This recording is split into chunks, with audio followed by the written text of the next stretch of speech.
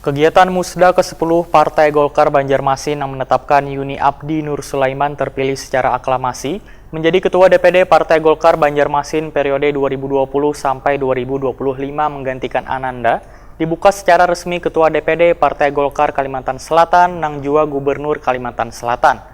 Nah pemirsa, berikut kabar nang lebih lengkapnya. Musda ke-10 Partai Golkar Banjarmasin secara resmi digelar di Hotel Gisein, Jalan Ayani Pel 4,5 Banjarmasin, jelang tengah hari Minggu 16 Agustus 2020.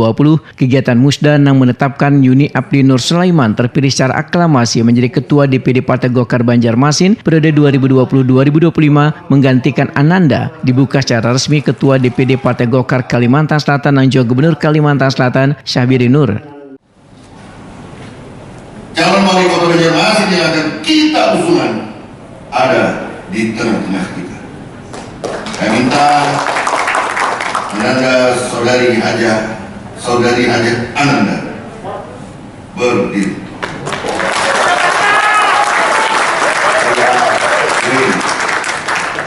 Ini itu sepupunya sebenarnya. Dan sepupu juga dengan kampung Melayu.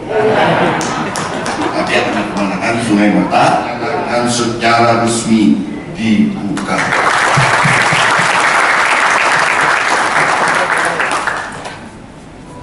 Ke Batola lewat Handilak. Ketua DPD Partai Golkar Banjarmasin Ananda merasa bersyukur lantaran mendapat dukungan penuhan mengemban amanah dari partainya untuk maju di Pilwali Banjarmasin 2020.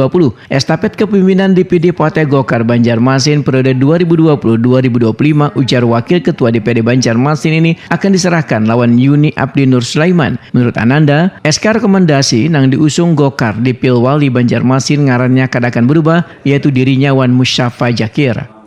Ya, jadi Partai Golkar bisa menunjukkan contoh yang baik lah, bahwa dalam nama juga musyawarah daerah, berarti musyawarah adalah prinsip yang sangat diutamakan.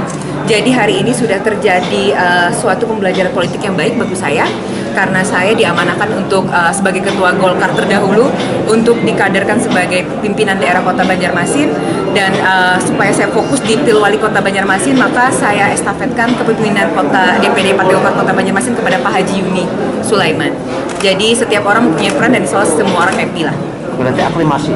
Aklamasi Pak. Karena hanya satu orang calon Pak yang mendaftar. Itu SK Golkar?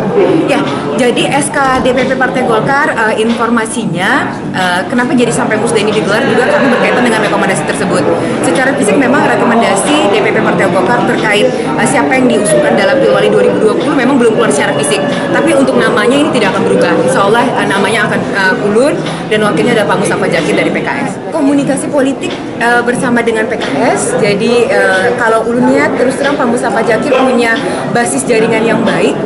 Sidin kan lulusan Mesir, kemudian lulusan Gontor Jua, kemudian ibaratnya aktif mengisi dakwah setiap hari Jumat, dan memang ini adalah komunikasi politik yang terjalin dengan PKS. Sementara itu Yuni Nur Abdi Sulaiman pun menyatakan akan menjalankan amanah partai dengan dukungan seluruh kader wan akan fokus bekerja untuk menangkan pemilihan wali kota Banjarmasin wan pemilihan gubernur Kalimantan Selatan yang diusung Partai Golkar. Ketua DPD Golkar Banjarmasin, insya Allah ya target saya sih akan terutama dengan dekatnya ini untuk pilkada kita akan all out untuk mendukung yang mana dia diusung oleh Partai Golkar, yaitu Bu Nanda.